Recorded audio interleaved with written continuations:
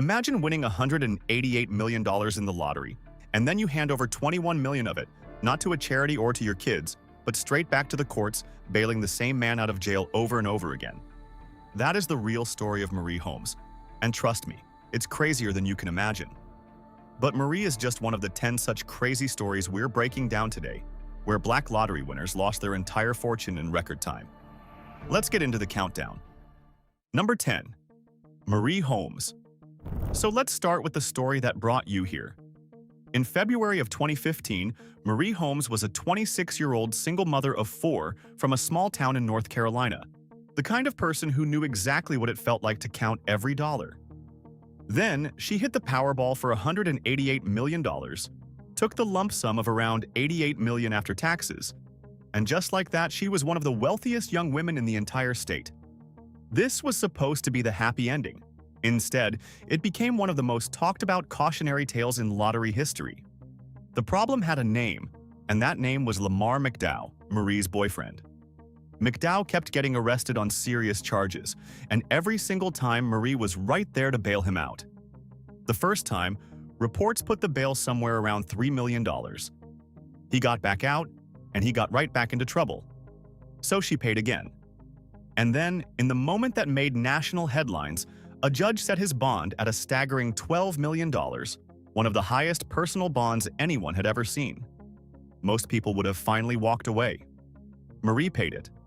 By the time the dust settled, the widely reported estimates suggested she'd spent somewhere north of $20 million just keeping this one man out of a jail cell, once you factor in the bail itself and the non-refundable fees to the bondsman that vanish the second you sign. That's $20 million. Gone, with absolutely nothing to show for it. And that's before you even count the homes, the cars, and the legal defense teams she reportedly covered along the way.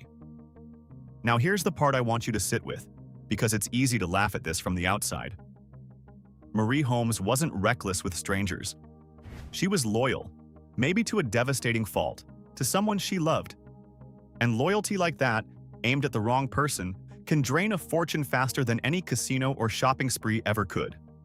Eventually, the relationship soured, the lawsuits started flying, and even her own pastor took her to court claiming she owed him money. The fairy tale had completely flipped on her. Marie's millions disappeared chasing love and loyalty, but our next winner lost his just as fast, but to something far darker and far more destructive. Number 9. Willie Hurt. Number 9 is Willie Hurt, and his story is one of the fastest, most heartbreaking collapses on this entire list. Back in 1989, Hurt won $3.1 million in the Michigan lottery. He was living a stable, ordinary life in Lansing, and that kind of money should have set his whole family up comfortably for the rest of their days. It should have been the beginning of something good. Instead, it was the beginning of the end. Almost immediately after the win, Hurt fell into a severe crack cocaine addiction, and once that took hold, everything else came apart at terrifying speed. The money didn't get spent so much as it got swallowed, poured day after day into feeding an addiction that only ever grows hungrier. Dealers and hangers-on circled him like sharks, knowing he had millions, and knowing he was in no state to protect any of it. Think about the actual pace of this. A $3 million fortune, gone in roughly 2 years. That is the kind of burn rate that's almost impossible to picture until you understand what serious addiction does to a person, how it hijacks every decision and turns every dollar into fuel for the next low. His marriage couldn't survive it, and his wife watched him spiral until she had no choice but to leave. By 1991, just 2 years after the biggest day of his life, Willie Hurt had nothing. No money, no marriage, and a set of criminal charges hanging over him, including an accusation that he'd tried to kill a man. He went from lottery winner to broke and facing prison in 24 flat months. It's less a story about wasting money and more a story about how sudden wealth, dropped on top of an untreated addiction, can burn a whole life to the ground. But while Willie lost everything feeding a habit, our next winner did the opposite, giving her fortune away with both hands until there was nothing left to give. Speaking of how fast a fortune unravels when clear thinking leaves the room, a lot of it comes down to how the brain performs when it matters. That's the idea behind an audio series called The Genius Switch. It's based on the neuroscience of the flow state, that mode where focus and creativity click at the same time. And the whole routine is just listening with headphones a few minutes a day. It's a one-time $39, less than a single online course, and it's backed by a 90-day money-back guarantee, so you can test it on yourself with nothing to lose. If you're watching on your TV, pause and scan the QR code on screen with your phone camera, or tap the first link in the description. Now, back to the next name on the list, and a windfall that arrived wrapped in mystery. Number 8. Cynthia Stafford. Number 8 is Cynthia Stafford, and her story comes with a fascinating twist right at the start. For years before she ever won, Stafford says she practiced visualizing one specific number, $112 million, picturing it over and over until she believed it was hers. And then in 2007, she won the California Mega Millions for that exact amount. $112 million, just like she'd imagined. You could not write it better. After taxes and taking the lump sum, she walked away with roughly $45 million. And here's the thing about Cynthia. She was raising 5 children at the time, and she had one of the biggest, most generous hearts you'll ever hear about. That generosity is exactly what did her in. She bought a beautiful home, helped family members buy homes of their own, and then she just kept saying yes. Yes to relatives with medical bills, yes to friends with emergencies, yes to charities that lined up the moment word got out that she was giving. She also poured serious money into a film production company, and if you know anything about the movie business, you know that's one of the most expensive holes you can pour money into. Development, scripts, options, production, all of it drains cash and plenty of it never sees the light of day. Every meeting cost money and every filmmaker had a pitch, and Cynthia, being who she was, kept funding the dream.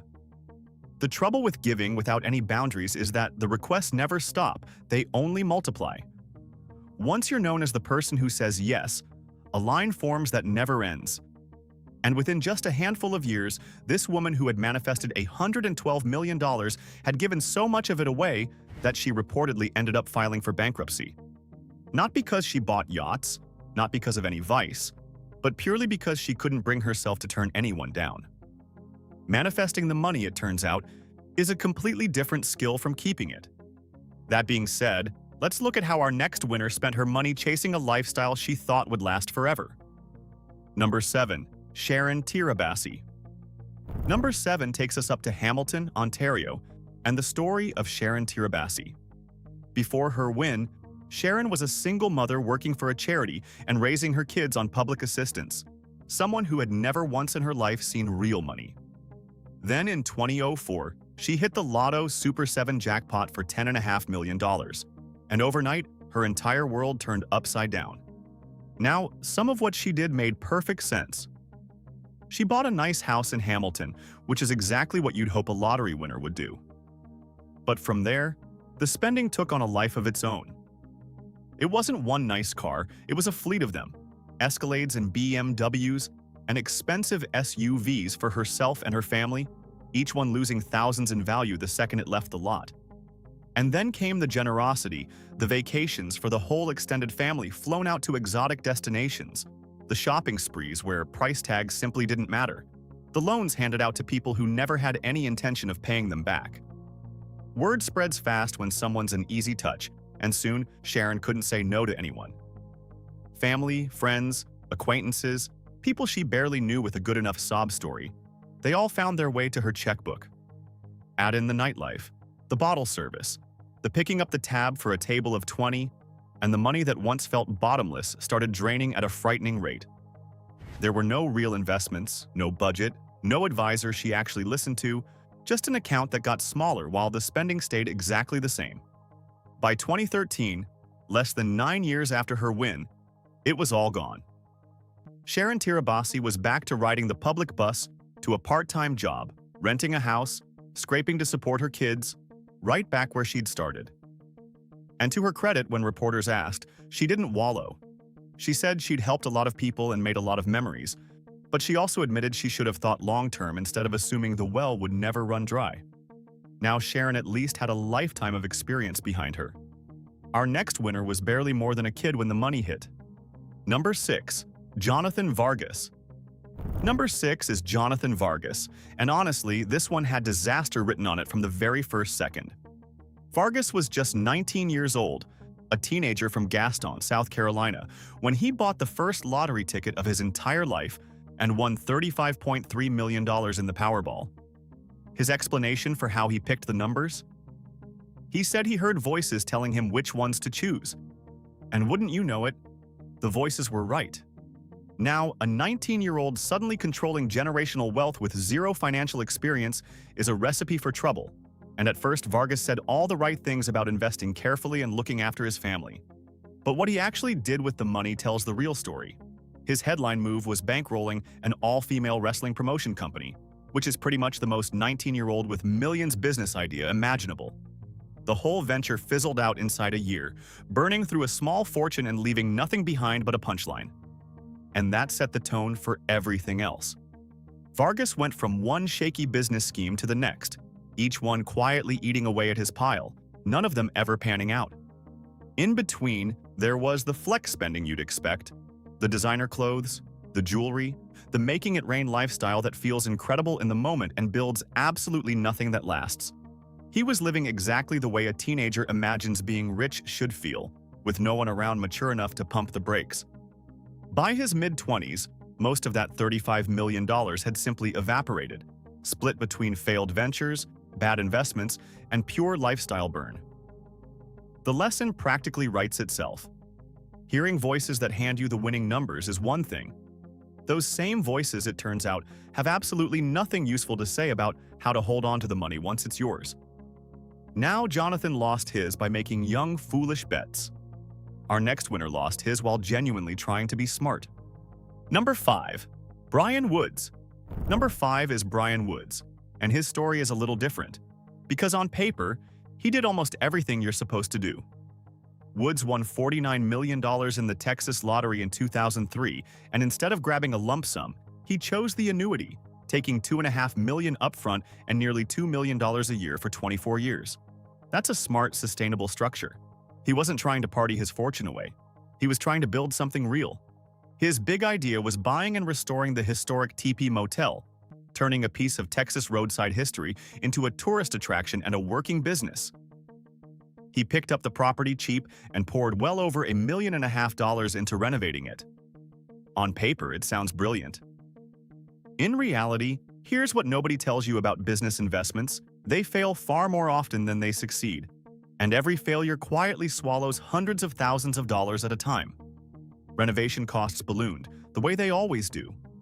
Then came the endless operating expenses, the staff, the utilities, the insurance, the taxes, the upkeep on an old building that fights you every step of the way. A historic property isn't a money machine, it's a money pit that maybe breaks even years down the line if you're lucky. And the motel was just one of several ventures Woods put his winnings behind, ventures that reportedly never came close to returning what he put in. On top of all that, he'd committed to funding college scholarships, which is a genuinely wonderful thing to do, but it's also a bill that never stops arriving and only grows bigger every year.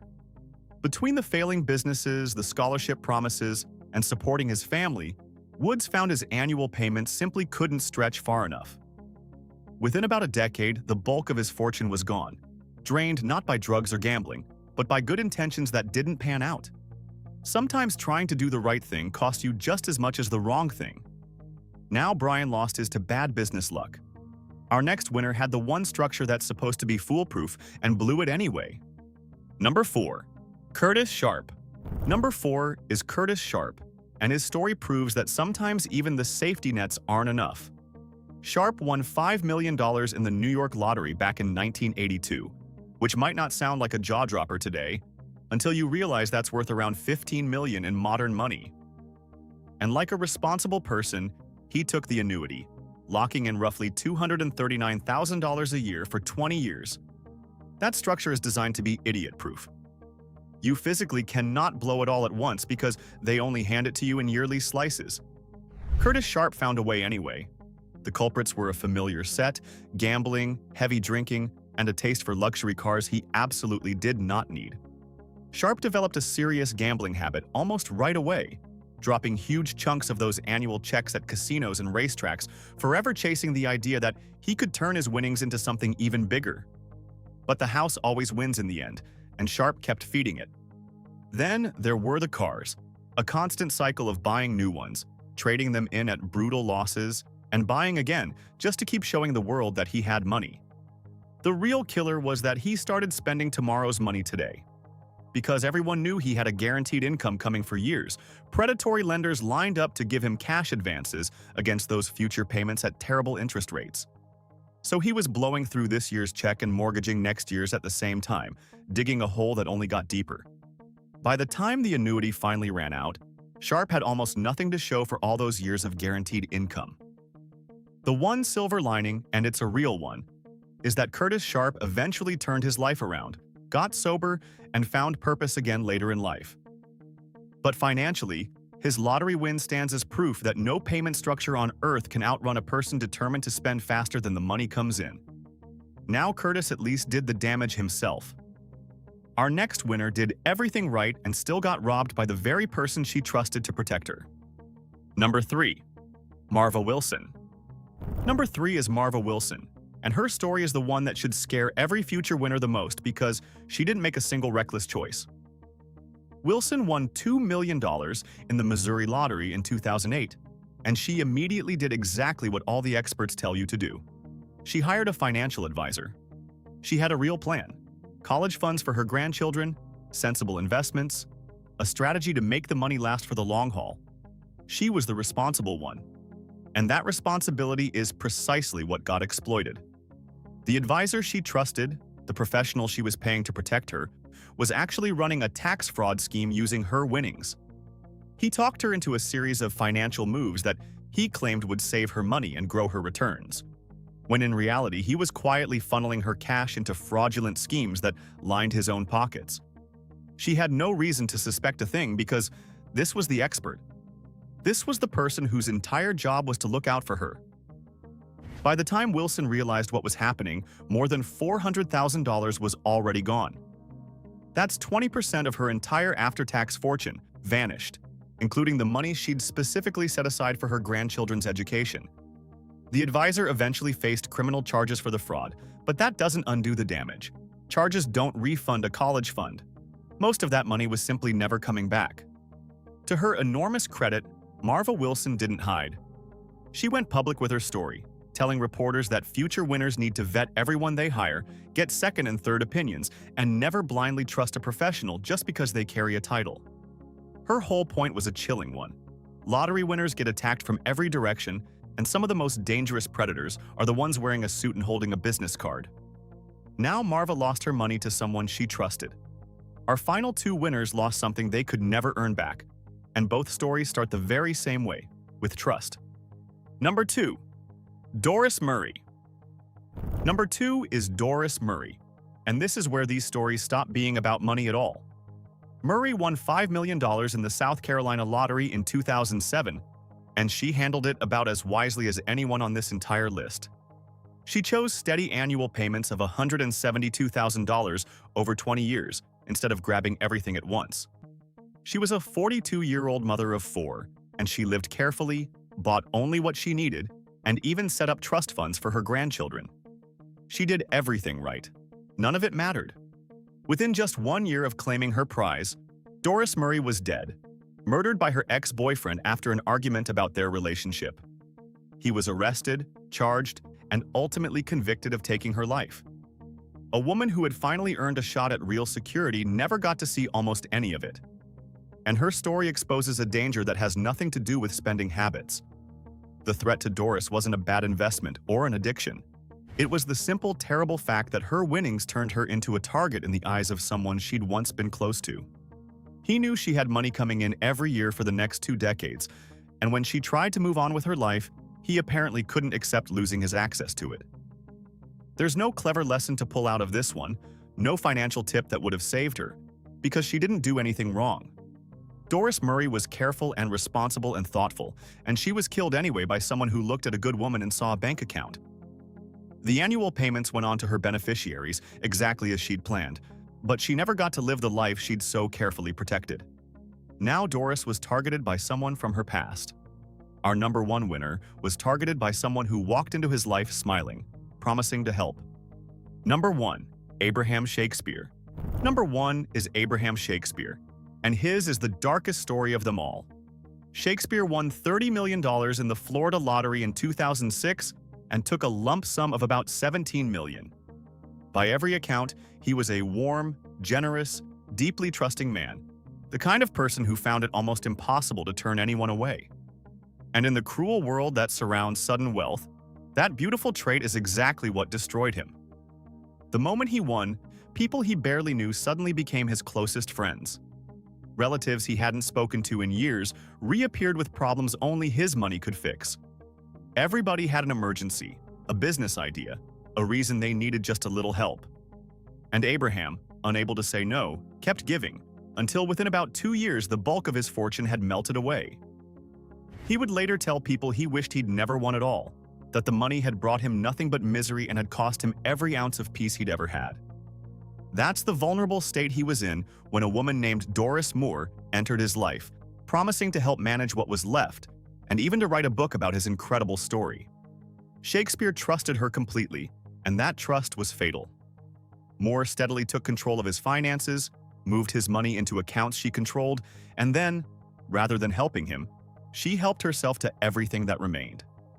When Shakespeare began to realize what was happening and threatened to expose her, she murdered him and buried his body under a concrete slab in her own backyard.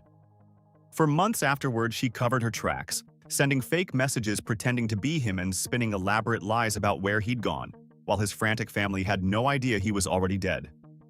When investigators finally uncovered the truth in 2010, the evidence was overwhelming.